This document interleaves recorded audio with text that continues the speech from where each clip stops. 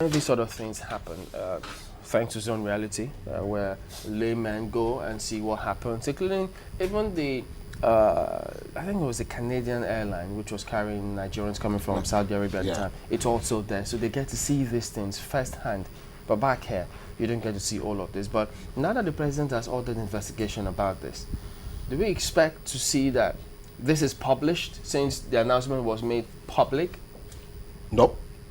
Well, announcements about high-powered investigations have always been made public, and they are exactly that. Make it public, make the announcements public so that the people will think that something been done. Crashes have happened in this country. Presidents before President Jonathan have ordered high-powered, they even put high-powered investigation. You know, all of these things, they don't even scratch the surface. We have a perfect system, and it is that system that is killing us.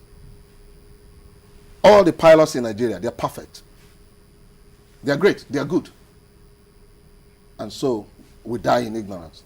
All the engineers in aviation, they are good. Because they are qualified, they are good. All air traffic controllers, fantastic. They are good guys. So the system is too perfect. In those days, you could be a line pilot flying, and when time comes for you to go for your recurrent training, it could happen in those days that a perfectly normal pilot who's been flying online, he goes for recurrent training. Suddenly, he fails in his ability to control the simulator. If he was flying a twin-engine airplane, he fails in his ability to be able to control that airplane on one engine when they simulate an engine out situation for him. If he was flying a 4-engine airplane, he fails in his ability. If he was a first officer, to fly that airplane on 3 engines, or as a captain, to fly it on 2 engines. And when these things happen in those days, those pilots, what do the airlines do? They ground them until they are able to show that they can now handle the airplanes in those situations. Today, what do we find? This situation is too perfect. Because it costs a lot of money for me to train my pilots. So I have my own instructors in-house who do this recurrent training for my pilots. In-house training? Yes. It's allowed. It is allowed. But what is strong about it is this. Everybody passes. Everybody makes it.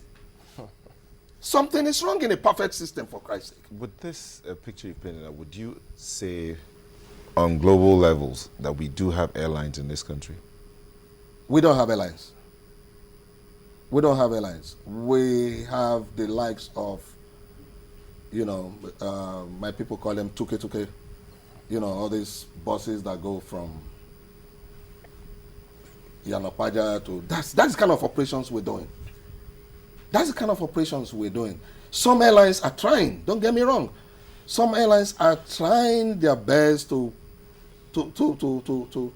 be safe. But there are other mitigating factors. There are other factors that even though the airlines are trying, there are other factors in the system taken in isolation that make the job of that airline or whatever they are doing